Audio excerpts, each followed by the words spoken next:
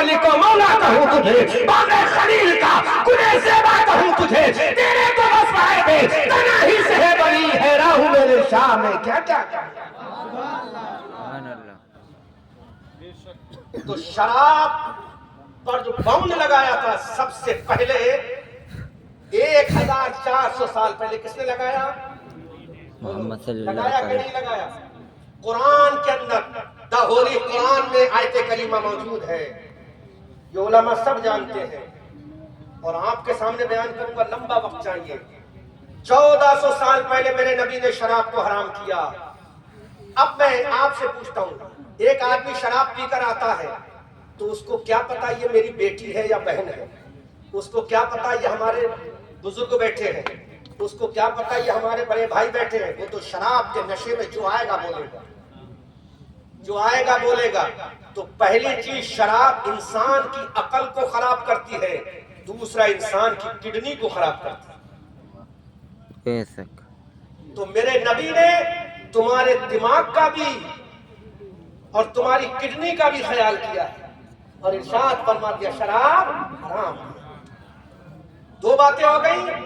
जब मक्का के आतंकवादी को पता चला कि मोहम्मद तो हर उस चीज को मना कर रहा है जिसमें मजा है, जिसमें मजा है। अब तीसरी बात कहता हूं, दो बातें कंप्लीट, तीसरी बातें रिकॉर्ड करके ले जाओ, मंथन करना।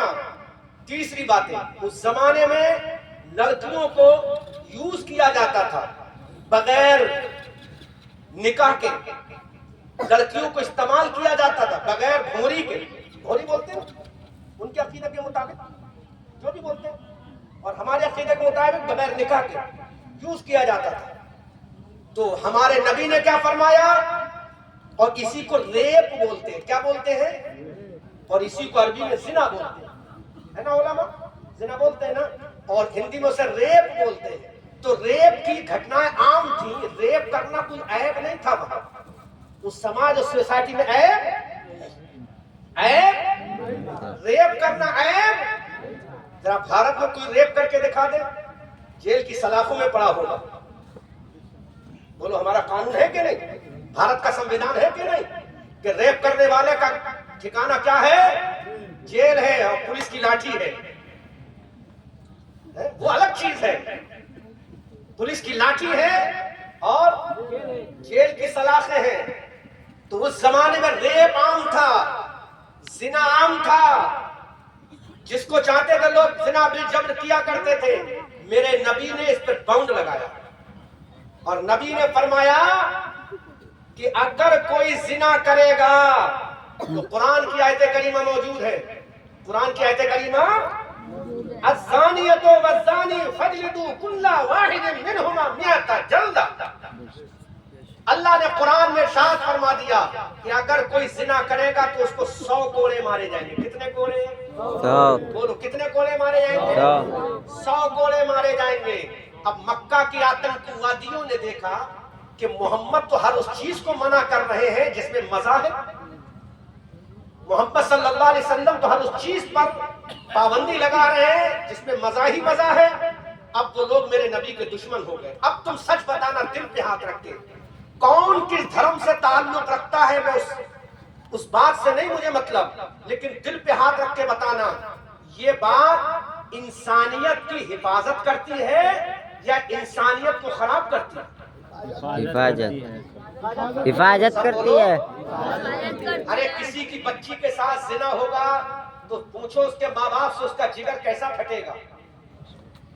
बोलो अगर कोई शराबी नौजवान होगा तो उसके माँ बाप को कितनी तकलीफ होगी। बात समझ आ रही कि नहीं आ रही है?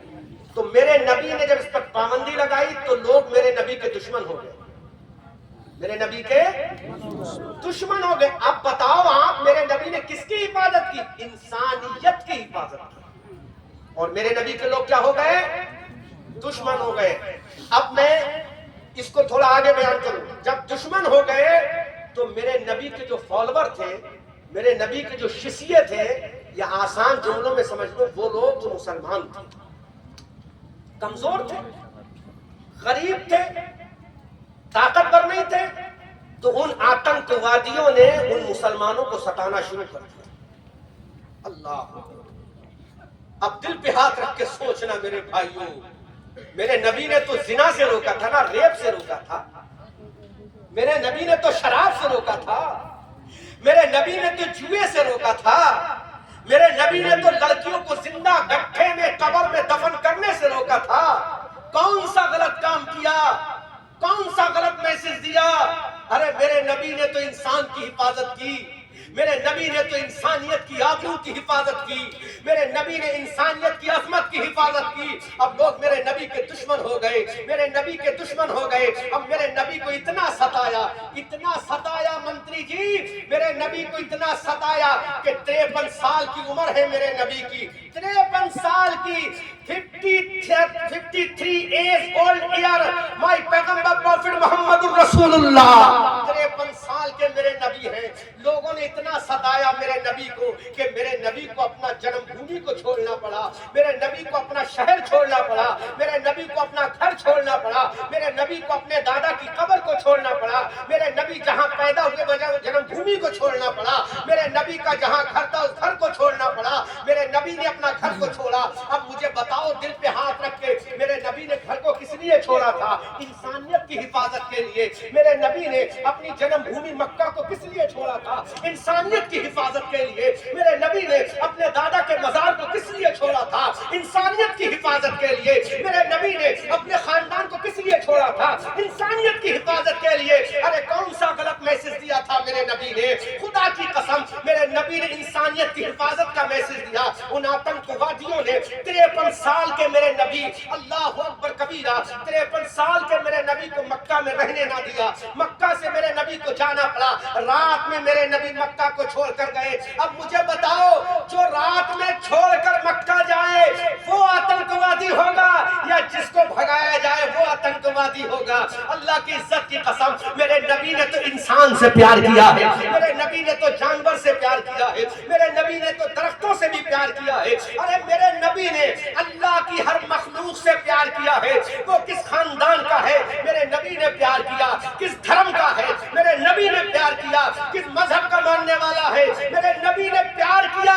بلکہ نبی نے تو ارشاد فرما دیا، اے خدا ان لوگوں کو بنانا تیرا کام ہے اور پیار کرنا مجھ محمد کا کام۔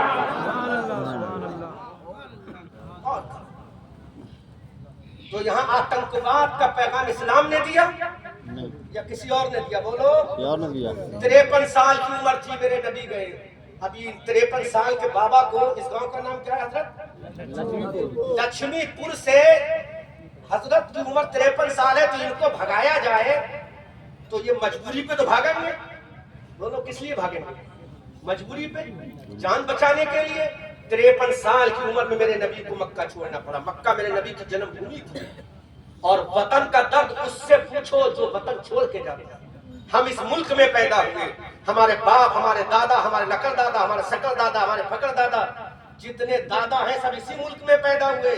اب اس ملک سے ہمیں بھگائے گا کوئی تو ہم بتا دیں گے اس ملک سے جانے والے نہیں ہیں کہ اس ملک کی حفاظت کے لیے کبھی ہم نے شہید اشفاق اللہ خان کی شکل میں خون دیا ہے، کبھی ویر عبدالحمید کی شکل میں خون دیا ہے، کبھی ہم نے اے پی جے عبد الکلام کی شکل میں خدمت کی ہے۔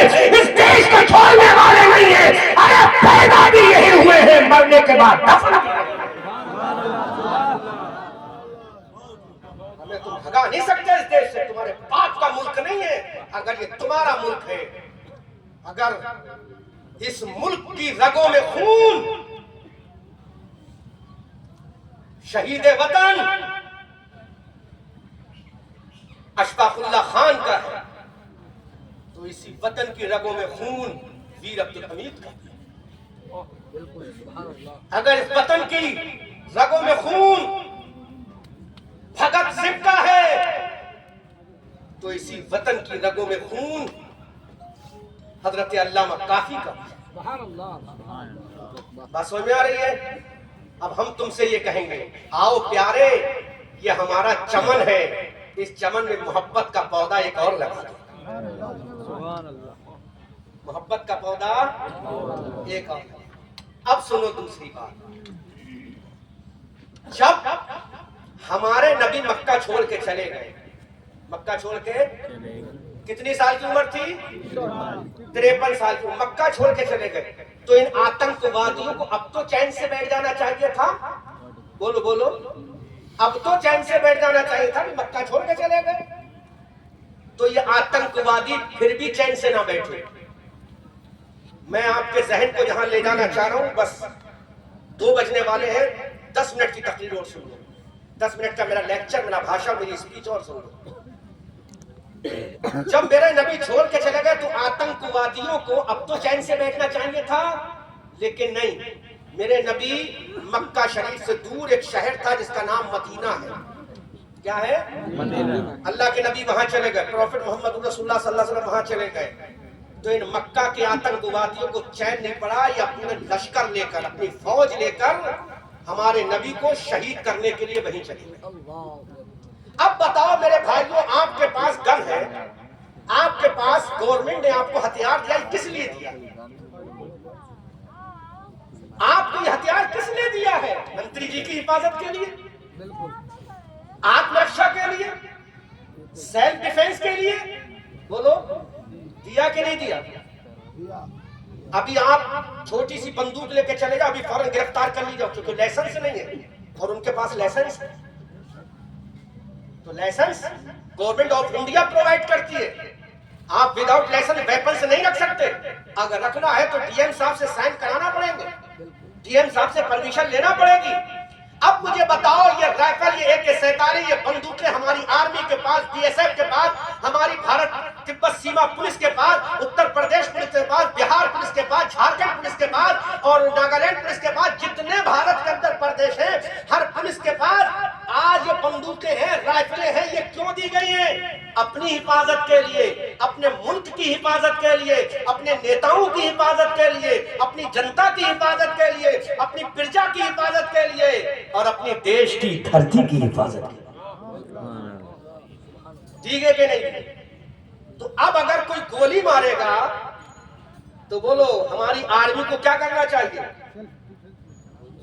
اگر کوئی گولی چلائے گا تو ہماری آرمی کو کیا کرنا چاہیے؟ اس کا جواب دینا چاہیے. سمجھ آ رہا ہے؟ چونکہ الحمدللہ ہمارے پاس بھی پرمانو ہتھیار ہے, ہمارے ملک کے پاس بھی پرمانو ہتھیار ہے. ہم ڈرتے نہیں ہیں پاکستان سے. یہ پاکستان بیچتا کیا ہے ہمارے سامنے؟ ہم تو 24 گھنٹے کے اندر اس کی دھجیاں اڑا دیں گے. ہمارا اس سے کوئی ریلیشن, کوئی کانٹیکٹ, کوئی تعلق نہیں ہے. ہم تو کہتے ہیں مودی جی, بھارت کے 40 کروڑ مسلمانوں کو تم پاکستان کی سیما پہ بھیج دو, ہم فجر کی نماز پڑھ کے جائیں گے, عشاء کی نماز اس وقت پڑھیں گے جب دنیا کے نقشے سے پاکستان کا صفایا کر دیں گے اور بتا دیں گے جب تک بھارت میں مسلمان رہے گا ہندوستان کا جھنڈا لہراتا رہے گا.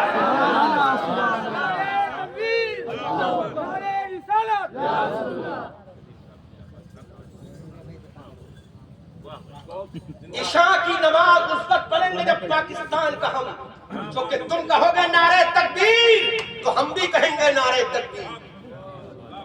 تم کہو گے نعرہ رسالت تو ادھر سے عبدالحمید کا وفادار کھڑا ہوگا, وہ بھی کہے گا نعرہ رسالت. تم کہو گے نعرہ تکبیر, ادھر اشفاق اللہ خان کا عاشق کہے گا نعرہ تکبیر, ادھر تم کہو گے لا الہ الا اللہ, ادھر پھانسی کے پھندے پر کھڑے ہو کر حضرت شہید علامہ فضل حق خیر آبادی, علامہ کافی مراد آبادی کہیں گے اے پاکستانیوں تمہیں معلوم نہیں ہے جب تک بھارت کے اندر ایک بھی مسلمان رہے گا ہندوستان کا جھنڈا لہراتا ہے.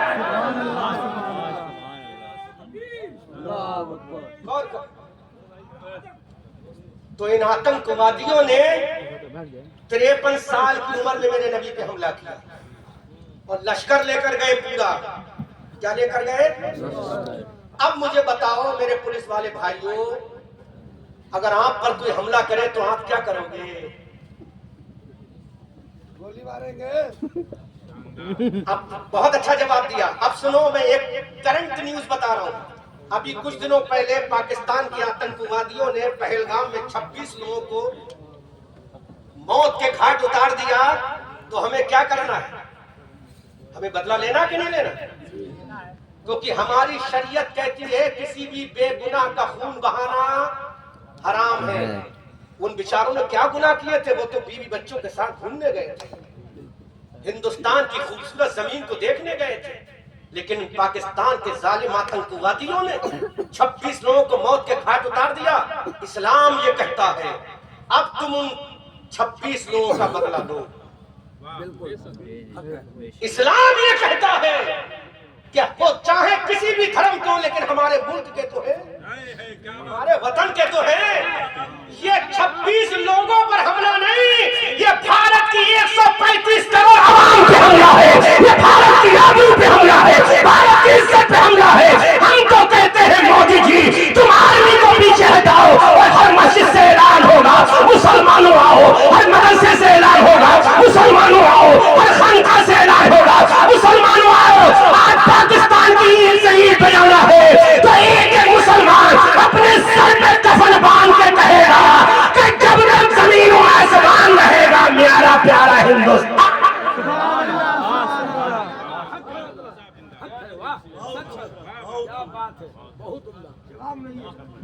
क्या आपका मजहब नहीं सिखाता ये? 26 लोगों को मौत के घाट उतारा, क्या गुनाह किया था उन्होंने? वो तो बेचारे घूमने आए थे। गौर करो, उनसे इस्लाम का कोई ताल्लुक नहीं है, इस्लाम का कोई ताल्लुक नहीं है। कश्मीर की हर मस्जिद से ऐलान हुआ था उनके खिलाफ, हुआ था कि नहीं हुआ था? भारत के तमाम मुसलमानों ने उस चीज का कंडेम किया था। इससे इस्लाम का कोई ताल्लुक नहीं है। मेरे नबी की हदीस सुनो, अल्लाह के नबी फरमाते हैं किसी भी इंसान को तो छोड़ो, बगैर जरूरत किसी पेड़ को काटना भी मना है। बगैर जरूरत, बगैर तो जो नबी बगैर जरूरत के पेड़ को काटने को जायज ना कहे, वो इंसानों को काटना कैसे जायज कहेगा? पेड़ को मेरे नबी ने फरमाया बगैर जरूरत के। और बताऊं, और सुनो एक बहुत बड़ी बात और सुनो, आज जरूरत है हमारे स्टेजों से इन बातों की। मेरे नबी ने फरमाया पानी को बर्बाद मत करो, पानी को फालतू ना बहाओ। अरे जिस नबी ने पानी को फालतू बहाने पर पाबंदी लगाई हो, वो नबी मासूमों का खून बहाने की कैसे इजाजत देगा? बोलो बोलो बोलो, जवाब दो। सहाबा ने कहा या रसूल अल्लाह अगर हम दरिया के किनारे बैठे तब भी? अल्लाह के नबी सल्लल्लाहु अलैहि वसल्लम नहीं, अगर दरिया के किनारे बैठे हो तब भी पानी को फालतू मत बहाओ। और आज आपने देखा होगा एक टोटी बनी होती है और नीचे से बूंदे टपकती होती है और लिखा होता save the water save the life. लिखा होता नहीं लिखा होता save the water save the life, पानी बचाओ जिंदगी बचाओ, लिखा होता है। आज से 1450 साल पहले हमारे तुम्हारे नबी ने फरमाया पानी बचाओ पानी बचाओ पानी बचाओ। तो पानी बचाने का जिस नबी ने पैगाम दिया हो, वो खून बहाने का कैसे पैगाम दे? तो इस्लाम का और आतंकवाद का कोई रिश्ता नहीं। मुझे बताओ क्या भारत के किसी मुसलमान ने खुशी मनाई? पहलगाम में हमला हुआ, किसी ने खुशी मनाई? और जो खुशी मनाएगा वो वतन का भी गद्दार है, अपने मजहब का भी गद्दार। और लोग हम तो कहते हैं भाई इजाजत तो दो हमें, तो हमेशा जब पढ़ेंगे इंशाअल्लाह जब उसकी ईंट से ईंट बजा देगा। खाली सियासत मत करो, खाली वोट की राजनीति मत करो, बदला लो। जब वो हमारे शहरियों को नहीं छोड़े तो हम उनको कैसे छोड़ेंगे? ये तो हमारा कानून कहता है, हमारा संविधान कहता है। अब सोचो 53 साल की उम्र में जब मेरे नबी मक्का गए तो इन जालिमों ने अपनी फौज को ले जाकर आतंकवादियों ने मेरे नबी पर आक्रमण कर दिया, अटैक कर दिया, हमला कर दिया। अब जान बचाने के लिए मेरे नबी क्या करते? बोलो मेरे नबी क्या करते? तो मेरे नबी ने फरमाया हम डिफेंस करेंगे, इनसे हिफाजत करेंगे। अल्लाह, बस मेरे भाइयों अब तुम समझ लो इस्लाम का और आतंकवाद का कोई रिश्ता اسلام کا ٹیررسٹ کا کوئی رشتہ نہیں ہے. جب تک زندہ رہو اسلام کا دامن پکڑے رہو, جب مرو تو اسلام کے دامن میں مت کے جاؤ, جب دفن ہو تو اسلام کے طریقے پر دفن ہو, تاکہ دنیا کہہ دے کہ یہ نبی کا غلام تھا, نبی کا غلام ہے, نبی کا غلام رہے. دشت و دشت ہے دریا بھی نہ چھوڑے, بحر ظلمات میں دوڑا دیے, شان جشتی نہ تھی نظروں میں جہاں داروں کی, کلمہ پڑھتے تھے ہم چھاؤں میں تلوار. بات سمجھ میں آ گئی؟ ایک بات میرے ذہن میں اور آ گئی, اس کو بھی عرض کر دوں, اس کے بعد تقریر ختم. اچھا بولو, سارے لوگ مل کے بتاؤ یہ بات صحیح ہے یا غلط جو میں نے بیان کی؟ اس میں انسانیت کی بات ہے کہ نہیں؟ شانتی کی بات ہے کہ نہیں؟ محبت کی بات ہے کہ نہیں؟ پیار کی بات ہے کہ نہیں؟ خلوص کی بات ہے کہ نہیں؟ عشق کی بات ہے کہ نہیں؟ جیئیں گے تو اپنے دین سے بھی پیار کریں گے اور اپنے وطن سے بھی پیار کریں گے. بے شک, سبحان اللہ سبحان اللہ. ایک بات اور کہہ دوں, اس کے بعد تقریر ختم. اصلاح بھی کر دیں. ایک بات اور کہہ رہا ہوں, اس کے بعد حضرت فرمائے اصلاح کر دیں. تو آج ضرورت ہے ہمیں ان چیزوں کو سمجھنے کی, اس لیے میرے بھائیوں جلسے میں پڑھے لکھے لوگوں کو بلایا کرو, ٹھیک ہے, اور وقت پہ جلسہ ختم کیا کرو, تو کہ پڑھے لکھے لوگ آپ کے جلسے میں آنا شروع کر دیں گے تو ایک اچھا میسج ہے. اب مسلمان کہتے کسے ہیں؟ مسلمان کسے کہتے ہیں؟ یہ کھانے والے کو مسلمان کسے کہتے ہیں؟ جواب دو مجھے. ارے کوئی تو جواب دے دو, اتنے بڑے مجمع سے. کلمہ پڑھنے والے کو. بس کلمہ پڑھنے والے سے مسلمان ہو گیا. یا ایھا الذین آمنوا ادخلوا فی السلم کافہ. اللہ کا قرآن, اللہ ارشاد فرماتا ہے ایمان والو اسلام میں مکمل طریقے سے داخل ہو جاؤ. تو جس نے نماز چھوڑی کیا بات ہے, وہ پورے طریقے سے داخل ہوا. جس نے روزہ چھوڑا, اتنے ہنٹر پڑیں گے, اب ماں کا دودھ یاد آ جائے گا, قبر میں کوئی نہیں بچائے گا, حشر و نشر میں پیر صاحب نہیں بچائیں گے, روز محشر کی جا گداز بود, اولی پرش سے نماز بود, قیامت کا میدان اچھلتے ہوئے میدان میں سب سے پہلا سوال ہوگا وہ نماز کا ہوگا. کس کا ہوگا؟ تم نے کتنے جلسے کیے یہ سوال نہیں, کتنی چادریں چڑھائی یہ سوال نہیں, کتنے تم نے حلیم بریانی بنائی یہ سوال نہیں, نماز کا سوال ہوگا. کون سی دن؟ قرآن سے پوچھو کون سی دن؟ فَقِرُّوا إِلَيْهِ مِنْ أَخِي. زور سے سبحان اللہ. اس قیامت کے دن تم سے سوال ہوگا, جس دن بھائی بھائی سے بھاگے گا. بھائی بھائی کا ساتھ نہیں دے گا, باپ بیٹی کا ساتھ نہیں دے گا, بیٹی باپ کا ساتھ نہیں دے گی, بیوی شوہر کا ساتھ نہیں دے گی. تو آج کل کے چار چار انگوٹھی والے پیر مرید کا ساتھ دے گے. ایک بہت بڑی بات کہہ دوں, حضرت سیدنا آدم علیہ السلام سے لے کر سیدنا عیسیٰ روح اللہ معصومین کی جماعت. Look to my face, listen me carefully. Listen me carefully. انبیاء کرام کی جماعت بھی وہاں کھڑی ہوگی. علامہ صاحب مجھے بتاؤ, ہر نبی کو کس کی پڑی ہوگی؟ ہر نبی کو کس کی پڑی ہوگی؟ سیدنا آدم علیہ السلام سے لے کر سیدنا عیسیٰ علیہ السلام تک ہر نبی کو پڑی ہوگی نفسی نفسی, یا اللہ میری جان کی عبادت فرما. ہر نبی کو اپنی پڑی ہوگی اور نبیوں کے امام کو امت کی لگی ہوگی. ہر نبی بولے گا نفسی نفسی, نبیوں کا امام بولے گا امتی امتی. سب نے محشر میں للکار دیا ہم کو, اے بے کسوں کے آقا اب تیری دہائی ہے. کس نبی کا کلمہ پڑھنے والا؟ ہر نبی کو اپنی پڑی ہوگی اور نبیوں کے امام کو امت کی لگی. ہے نا؟ سب نے سبے محشر میں للکار دیا ہم کو، اے بے قصوں کے آقا بولو تیری دعائی۔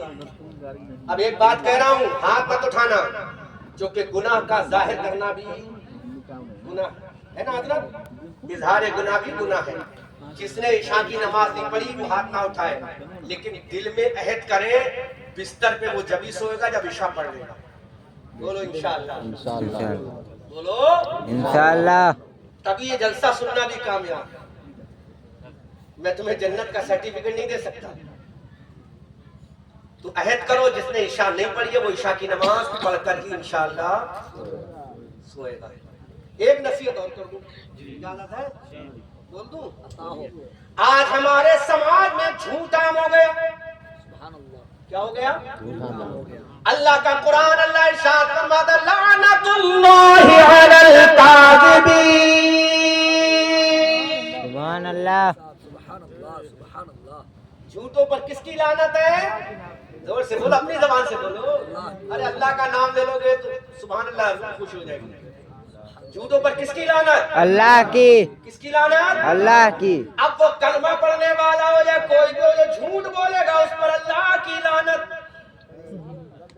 اب ہم کتنا جھوٹ بولتے ہیں، قدم قدم پہ جھوٹ بول رہے ہیں، قدم قدم پہ جھوٹ، کوئی قدم ایسا نہیں اٹھ رہا ہے جس میں جھوٹ نہ ہو۔ ایک چیز بتاؤں، اگر کوئی مکان بنائے، مکان میں لگے 1 لاکھ تو بتائے گا 5 لاکھ لگے، اور اب تو جھوٹ اتنا عام ہو گیا ہے، بیماری میں بھی اگر کسی کو کوئی بیماری ہو جائے تو کہتا ہے صاحب اتنے لاکھ روپے میں بھی نکل کے آؤں اسپتال سے۔ ارے میرے بھائی ایک تو بیمار تھا، کم سے کم سچ ہی بول دیتا۔ کہتا ہے اتنے لاکھ ہوتے، آئی سی یو کا خرچ ہے 10,000، کہنا ارے جس اسپتال میں تھا 15,000 خرچ تھا۔ تو ایک تو بیمار تھا اور ایک تو نے جھوٹ کی بیماری اپنے اوپر لا دی، ڈبل بیمار۔ ارے یہ بیماری سے تو شفا ممکن ہے، لیکن وہ بیماری لے کر گیا جس پر اللہ کی لعنت ہو، تو بتاؤ کیا ہوگا؟ لعنت اللہ علی الکاذبین، جھوٹوں پر لعنت ہے۔ زور سے بولو، جھوٹوں پر اللہ کی لعنت ہے۔ لعنت۔ جس پر اللہ کی لعنت ہو تو اس کو کون بچا سکتا ہے؟ اس لیے جھوٹ مت بولو، سماج کے اندر جھوٹ مت بولو، ایک جھوٹ سے فتنہ پیدا ہو جاتا ہے۔ امام صاحب ہے اس مسجد کے؟ کون سے حضرت؟ حضرت کیا نام ہے حضرت کا؟ حضرت علامہ عبد المنان صاحب۔ آپ بتاؤ ایک جھوٹ سے کتنا بڑا گناہ ہو گیا ہے۔ ایک چھوٹا سا جھوٹ کہ میں نے امام صاحب کو چوراہے پر کھڑے ہوئے پان کھاتے ہوئے کھڑے ہو کر دیکھا تھا، جھوٹ بولا تو بیچارے امام کی امامت چلی گئی۔ جھوٹ بول گئے نا۔ اب اس جھوٹ سے کتنا فتنہ پھیلا۔ اللہ نے جو ان کا ذریعہ معاش رکھا تھا وہ اس وقت کے لیے معطل ہو گیا، حالانکہ اللہ تعالیٰ کسی کا رزق کا دروازہ بند نہیں کرتا۔ ایک بند ہوتا 70 کھول دیتا ہے۔ وہ بیچارے کو ڈھونڈنے میں ٹائم لگے گا، ہوا نقصان ہوا۔ رزق کا دروازہ تو بند نہیں ہوتا، کوئی مائی کا لال بند نہیں کر سکتا، لیکن وہ پریشان تو ہوا بیچارہ، بےعزتی تو ہو گئی۔ اور جھوٹ اور سنو، اگر کسی نے کسی کی بہو بیٹی پر جھوٹا الزام لگا دیا، اللہ کوئی رشتہ لے کر آیا اور اس نے کہہ دیا فلاں کی بیٹی تو اس کے ساتھ عین غیر مسئلہ ہے، تو سوچو تو نے تو جھوٹ بولا، اس کی تو عزت کا جنازہ نکل گیا۔ کیا جواب دو گے قیامت کے میدان میں؟ اللہ کے رسول صلی اللہ علیہ وسلم نے اگر پوچھ لیا، میرے نبی فرماتے من ستر المؤمن ستر اللہ بہ الجنہ، تم مومن کے عیب چھپاؤ اللہ تمہارے عیب جنت میں چھپا دے گا۔ تو جھوٹ آج ہمارے سماج میں اتنا پھیل چکا ہے، بیماری میں جھوٹ، صحت میں جھوٹ، اچھائی میں جھوٹ، برائی میں جھوٹ، ہر چیز میں جھوٹ ہی جھوٹ ہو رہا ہے، جبکہ قرآن کہتا ہے لعنت اللہ علی الکاذبین۔ اسی پر بولوں گا تو بہت وقت لگے، اب چونکہ حضرت نے فرمایا کچھ نصیحت کر دو، تو کچھ میں ایک نصیحت نہیں ہوتی، کم سے کم 3 ہونا چاہیے۔ جمع کی اقل مقدار کتنی ہے؟ 3 ہے نا بھائی، کیونکہ عربی میں تسنیہ کو 2 کے لیے تسنیہ لفظ آتا ہے نا حضرت، تو اس کو جمع نہیں کہہ سکتے آپ، تو تسنیہ لفظ ہوتا ہے۔ جمع کے لیے کم سے کم اقل مقدار کتنی ہے؟ 3، اور اکثر کی کوئی حد نہیں ہے نا حضرت، بس سمجھ آ رہی ہے؟ تو کم سے کم 3 نصیحتیں تو ہو جائیں. تو پہلی چھوٹ ہو گئی. اب اور سنو ایک نصیحت اور. وَزِنُوا بِالْقِسْطَاسِ الْمُسْتَقِيمِ. قرآن بول رہا ہوں قرآن. یہ کوئی دنیاوی کتاب نہیں، اللہ کا قرآن ہے. آج ہم کاروبار کرتے ہیں، بزنس کرتے ہیں، تجارت کرتے ہیں. اللہ کا قرآن کہتا ہے جب تول کر دو تو پورا پورا تول کے دو. اور ہم ڈنڈی مار دیتے ہیں. تو ڈنڈی مارنے کتنا بچا لو گے؟ 1 کوئنٹل. ارے 1 کلو دال چینی کسی نے خریدی کتنا بچا لو؟ مشکل 10 گرام. تو 10 گرام میں تم نے وہ 90 گرام بھی حرام کر دیا. ارے 10 گرام کے چکر میں تم نے 90 گرام کو حرام کر لیا. یہ حقوق العباد کو مارا. اور اللہ حقوق العباد کو معاف نہیں کرے گا جب تک بندہ خود معاف نہ کر دے. کہاں سے دو گے؟ قیامت کے میدان میں دے پاؤ گے؟ یہ جیب تو ہوگی نہیں. احمد رضا منظری کا یہ خوبصورت جبہ نہیں ملے گا. یہ حضرت کا بلیا میں دیکھ رہا تھا بڑھاپے میں اتنا خوبصورت لباس قبر میں ساتھ نہیں جائے گا. حضرت کا یہ لباس نہیں جائے گا قبر میں ساتھ. اطلسوں کم خواب کی پوشاک پر نازاں نہ ہو، اس تنے پہ جان پر خاکی کفن رہ جائے گا. نام شاہان جہاں مٹ جائیں گے لیکن یہاں نام پاک مصطفیٰ اور پنج تنگ. 10 گرام کے چکر میں، ارے 1 کلو میں 10 گرام سے زیادہ نہیں بچا سکتے یا زیادہ بچا لو. تو 10 گرام کے چکر میں تم نے 90 گرام بھی حرام کر دیا. میرے بھائیوں ڈنڈی مارنا بند کرو. یہی تمہارا اسلام ہے. ایک بات اور ہے. وَلَا يَغْتَبْ بَعْضُكُمْ بَعْضًا أَيُحِبُّ أَحَدُكُمْ أَن يَكُونَ لَحْمَ أَخِيهِ مَيْتًا فَكَرِهْتُمُوهُ. آج چغلی کا غیبت کا اتنا رواج عام ہو گیا ہے، اتنا عام ہو گیا ہے. ہاں سنو بابا سنو، مجذوب ہے سنو. چغلی اتنی ہو گئی، غیبت اتنی ہو گئی کہ بھائی بھائی کے درمیان نفرت.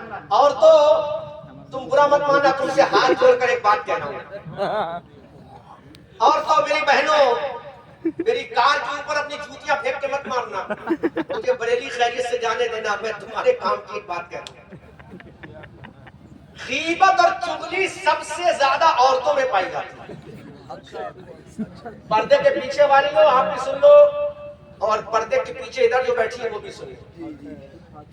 تمہاری زبان کاٹی جائے گی قیامت کے میدان میں غیبت و چغلی کرو گی. تم نے اپنے شوہر سے غیبت کی کہ آج میری شوہر کی بہن کون ہوتی ہے. تم نے شوہر سے بیچارہ تھکا مارا آیا جلسہ کر کے بہار کے سیوان سے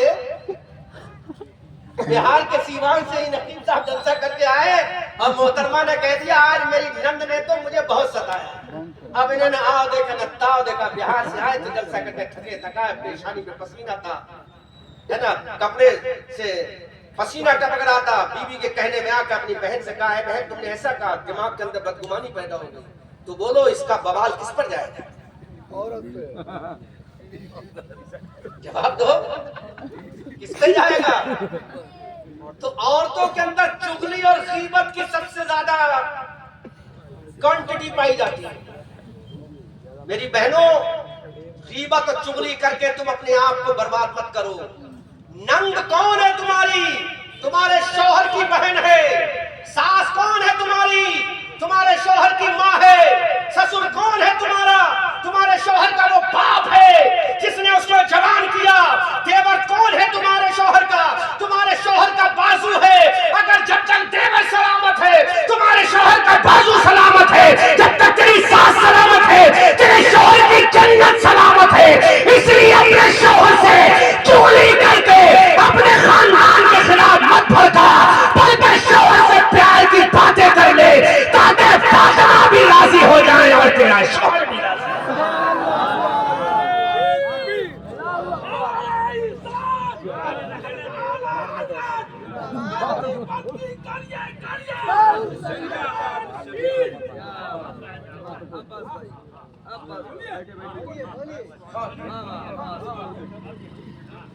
میری بہنوں میں تمہارا بھائی ہونے کے رشتے سے، بھائی میں ان کا بھائی تو ہوں کہ نہیں؟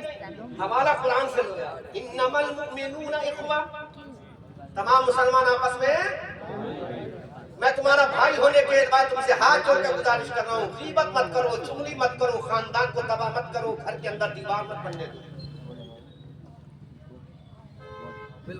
اگر آپ کو الگ رہنا ہے تو شریعت اجازت دیتی ہے، الگ کمرہ بنا دو، الگ گھر بنا دو، جیسے میرے آقا صلی اللہ علیہ وسلم امہات المومنین کے الگ الگ کمرے بنائے کہ نہیں بنائے؟ بالکل بالکل بولو، اسلام اجازت دیتا ہے، لیکن نفرت کی دیواریں کھڑی مت کرو، اینٹ اور پتھر اور گارے کی دیواریں کھڑی مت کرو، چغلی مت کرو اپنی ساس کی، نند کی، دیورانی کی، دیور کی، جو کہ وہ سب تمہارے شوہر کے گھر والے ہیں، اگر شوہر ملا ہے تو انہی کی وجہ سے ملا ہے۔ ایک بات بڑی گہری کہہ رہا ہوں حضرت، آپ کی شادی تو ہوئی ہوگی نا؟ ہوئی تھی نا؟ اچھا کون نہیں ہو سکتا کون؟ حضرت صحیح بتا کر، جب آپ کے رشتہ گیا ہوگا تو دیکھنے یا تو آپ کی بہن گئی ہوں گی، یا آپ کی ماں گئی ہوں گی، یا آپ کی چاچی گئی ہوں گی، یا آپ کی خالہ یا پھپھو گئی ہوں گی۔ ان 3-4 عورتوں کے رشتے میں سے کوئی گیا ہوگا؟ تو اگر تو آج اپنے شوہر کی دلہن بنی ہے تو اس میں احسان تیری نند کا ہے، اس میں احسان تیری ساس کا ہے، اس میں احسان تیرے دیور کا ہے، کیونکہ یہی لوگ گئے تھے اور انہوں نے کہا تھا بھیا اس لڑکی سے شادی کر لو، وہ لڑکی اچھی ہے، تو اس نے تو تیرے عیب چھپائے تھے، اس نے تیری کمیاں چھپائی تھی، اس نے تیری غلطیاں چھپا کر اپنے بھائی سے تیرا رشتہ کرا دیا، آج تو نے اسی کو اس کا دشمن۔ سبحان اللہ۔ اس لیے میری بہنوں، تمہیں بھی کل کسی کی ساس بننا ہے، تمہارا بھی کوئی داماد بنے گا۔ آج تم دوسرے کے لڑکے کو اس کی ماں سے جدا کراؤ گی تو کل تمہارا کلیجہ پھٹے گا جب تم ساس بنو گی۔ اچھا ایک بات اور بتا دوں حضرت، جب تک یہ لڑکی جوان رہتی ہے نا تو شوہر سے کیا کہتی ہے، یار الگ مکان بناؤ، چلو بمبئی چلتے ہیں، دلی چلتے ہیں، لیکن جب یہی بڑھیا بن جاتی ہے، ناتی پوتے والی بن جاتی ہے، بتا کیا کہتی ہے، اے سب لوگ ساتھ رہیں گے۔ کیا کہتی ہے؟ ساتھ رہیں گے۔ اب ہم پوچھتے ہیں اب ساتھ کیوں رہے گی؟ نہیں، ساتھ رہنا تو اچھی بات ہے، تو آج اچھی بات ہے جب تیری ساس اس وقت اپنے بیٹے کی جدائی کا صدمہ لے کر قبر سے جا رہی تھی تو اس وقت تجھے نظر نہیں آیا؟ جب تیرا سسر آخری وقت میں اپنے بیٹے سے 2 محبت و پیار کے جملے بھی نہ سن سکا، بول سکا، اس وقت تجھے پتہ نہیں آیا؟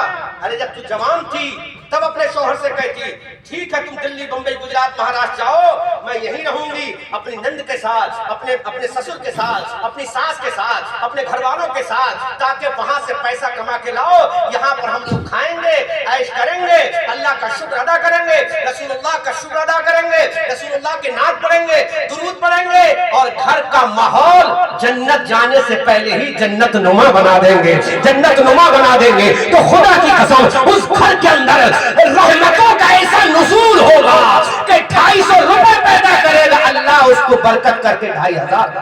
سبحان اللہ، سبحان اللہ۔ کب ہوگا؟ جب محبت و پیار ہونا چاہیے، محبت و پیار۔ امجد بھائی اب تقریر بہت لمبی ہو گئی، اور بولے امجد بھائی اب رحم کرو ہم پہ، اللہ تعالیٰ نے کمیٹی والوں کو سلامت رکھے۔ اچھا کمیٹی والوں 2 منٹ کھڑے ہو کر تقریر سن لو، آپ وہ کمیٹی والے کھڑے ہو جاؤ جو بلہ لگائیں، جو بلہ، بس وہی کھڑے ہو جاؤ۔ اچھا بلے والے جو کمیٹی والے ہیں وہ کھڑے ہو جاؤ، بلہ لگے یا نہ لگے، بلے سے کوئی کمیٹی والا نہیں بنتا، جو اس جلسے کو کامیاب بنا رہا وہ ہے نا۔ کمیٹی والوں میں تم سے کہہ رہا ہوں، تو تم ہاتھ اٹھاؤ اور وعدہ کرو اپنے ماں باپ کو کبھی نہیں چھوڑیں گے انشاءاللہ، پردیس رہیں گے، بیوی کی جائز بات مانیں گے، ناجائز بات نہیں مانیں گے، ناجائز بات نہیں مانیں گے، اپنے ساس سسر کی جائز بات مانیں گے، ناجائز بات۔ خدا کی قسم کمیٹی والوں، آج تم اس جملے پر عمل کر لو تو یہ جلسہ بھی کامیاب، تمہارا عرس بھی کامیاب، تمہاری کمیٹی بھی کامیاب۔ اب کمیٹی کے وہ لوگ کھڑے رہیں جو کنوارے ہیں، جو شادی شدہ ہیں وہ بیٹھ گئے، صرف کنوارے کھڑے رہے، شادی شدہ سب بیٹھ جائیں۔ کنواروں اب میں تم سے گزارش کروں، بولو جب شادی کرو گے اللہ کی توفیق سے دولہا بنو گے تو پہلے دن بیوی سے کیا کہو گے؟ دیکھ بھائی تو میری بیوی ہے, میرے دل اور چین, میرے دل اور جسم کا سکون ہے. نوجوانوں, کمیٹی والوں, میں کمیٹی والوں کو اس لیے ٹارگیٹ کر رہا ہوں تاکہ ان کے چکر میں اور لوگ بھی سن لیں. رفیق بھائی مسکرا رہے ہیں, 56 سال کی عمر, خیر تو ہے نا؟ دوسرا ارادہ مت کرنا, جائز تو ہے نا, جائز ہے. نوجوانوں عہد کرو, انشاءاللہ ہم جب شادی کریں گے تو پہلے دن بیوی سے وعدہ کرنا کہ تم جو چاہو ہم سے مانگو, اپنی قوت کے اعتبار سے ہم تمہیں دیں گے, لیکن کبھی ماں باپ کی مخالفت ہمارے سامنے مت کرنا, ہم یہ برداشت نہیں کریں گے. انشاءاللہ, انشاءاللہ, انشاءاللہ, انشاءاللہ. پہلے ہی دن اپنی بیویوں سے کہہ دینا ہم تمہاری ہر جائز بات مانیں گے, لیکن ماں باپ کے خلاف نہیں سنیں گے, خاندان کے خلاف نہیں سنیں گے, اپنی بہنوں کے خلاف نہیں سنیں گے. ارے وہ بہنیں جو پیار سے آتی ہے بھائی کا چہرہ دیکھنے, وہ بہنیں جو پیار سے آتی ہے بھائی کا پیار لینے, بھائی کی محبت لینے, بھائی سے ملاقات کرنے, ارے وہ تمہارے پیسے کی طلبگار نہیں ہے. اگر تمہاری بہنیں گھر پہ آتی ہے تو تجھ سے دولت لینے نہیں آتی, بلکہ تجھ سے وہ پیار کرنے آتی ہے, تجھ سے عشق کرنے آتی ہے. ارے یہ میرا بھائی ہے, اس کی رگوں میں میرے باپ کا خون ہے اور میری رگوں میں بھی میرے باپ کا. تم نے اپنی بیوی کے چکر میں بہن کے پیار کو چکنا چور کر دیا. وہ بہن آ رہی ہے, تم سے دولت مانگنے نہیں آ رہی ہے, بلکہ اپنے بھائی کا محبت سے چہرہ دیکھنے آ رہی ہے کہ میرا بھائی آج مجھ سے جدا ہو گیا, آج میری بہنیں مجھ سے جدا ہو گئی. لیکن عورتوں, تم نے بھائی بہن کو جدا کر دیا, کیا جواب دوگی؟ اگر تمہاری بھائی تمہاری بہن سے جدا ہو جائے تو تمہارا کلیجہ کیسے پھٹے گا, کیسے تمہارے کلیجے پہ چھریاں چلیں گی, کیسے تمہارا دل کٹے گا؟ یہی سوچ لو, تم نے اپنے شوہر کو اپنی اس کی بہن سے ملنے سے منع کر دیا, سوچ اس بہن کا کلیجہ کیسا پھٹتا ہوگا جو اپنے بھائی کا چہرہ دیکھنے کی آ رہی ہے, جو اپنے بھائی سے پیار کرنے آ رہی ہے, جو اپنے بھائی سے دو محبت کے بول سننے آ رہی ہے. اللہ کی عزت کی قسم, میں نے ایسی ایسی بہنوں کو دیا ہے کہ بھائی نے کھانا بھی نہیں کھلایا, بھائی نے پانی بھی نہیں پلایا, بھائی نے گھر میں داخل بھی نہیں ہونے دیا, لیکن وہ سسرال میں جا کر کہتی ہے کہ میرے بھائی نے مجھے آج گوشت کھلایا ہے, میرے بھائی نے آج مجھے مرغا اور بکرا کھلایا ہے, میرے بھائی نے اپنے پیسے سے کپڑا خرید کے کہتی ہے دیکھیے میرے بھائی نے جوڑا دیا ہے. ارے بہن اپنے بھائی کے لیے مرتی ہے, لیکن عورتوں تم نے بھائی اور بہن کے رشتے میں درار پیدا کر دی. خدا نہ ڈرو اس دن سے جب قیامت کے میدان میں کوئی کسی کا نہیں ہوگا, وہاں سیدہ فاطمہ کے بابا ہوں گے, سیدہ فاطمہ ہوگی, حسنین کئی نین ہوں گے, صحابہ اہل بیت کی جماعت ہوگی. اس وقت تم کیا جواب دوگی؟ اس لیے آؤ آج ہم محبت کا دیا جلائیں, نفرت کے دیے کو بجھا کر.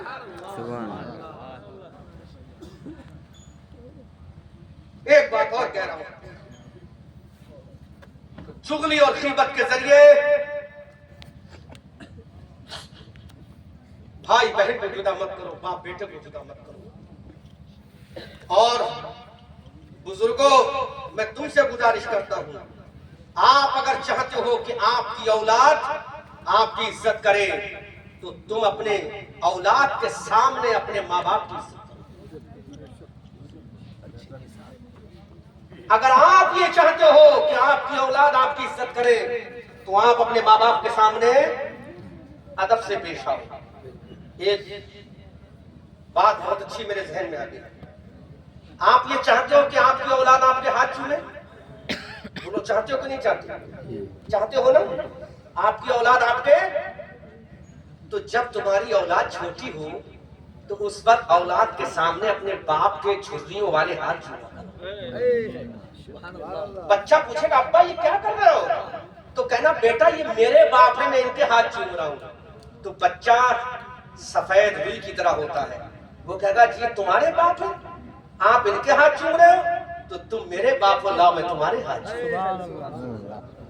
کیسا ماحول بن جائے, خوشگوار ماحول بن جائے.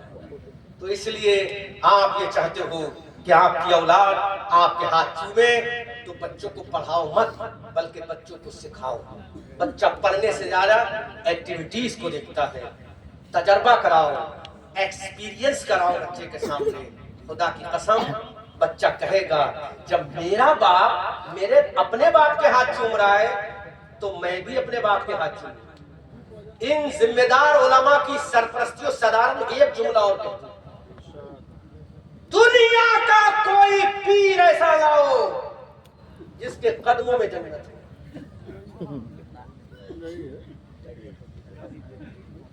پہلے میں یہ بات کمپلیٹ کر دوں ورنہ نکل جائے گی۔ ہاں اگر پیر جنتی ہے وہ دعا کر دے گا، اللہ اس کی دعا قبول کر لے تو جنت ملے گی۔ اب پورا مجمع استقبال کیجئے سبحان اللہ سے۔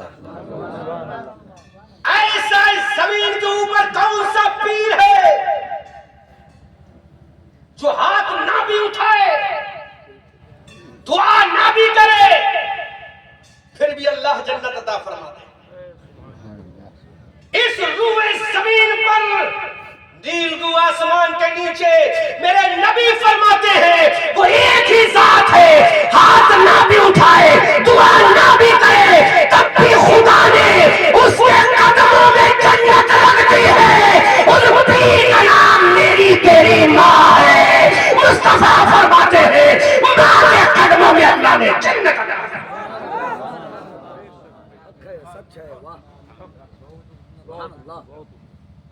کسی کے قدموں میں جنت نہیں، ماں کے قدموں میں جنت ہے۔ مورچہ وہ جیت کر ہی آئے گا میدان سے، جنگ کی سرحد پہ جو ماں کی دعا لے جائے گا، اور باسی روٹی سیک کر جب ناشتے میں ماں نے دی، ہر امیری سے مجھے یہ مفلسی اچھی ہر امیری سے مجھے یہ مفلسی اچھی لگی۔ مورچہ وہ جیت کر ہی آئے گا میدان سے، جنگ کی سرحد پہ جو ماں کی دعا لے جائے گا۔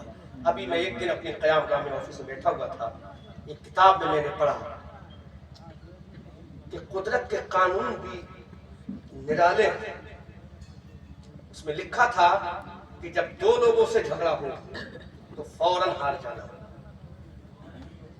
فوراً دو لوگوں سے جھگڑا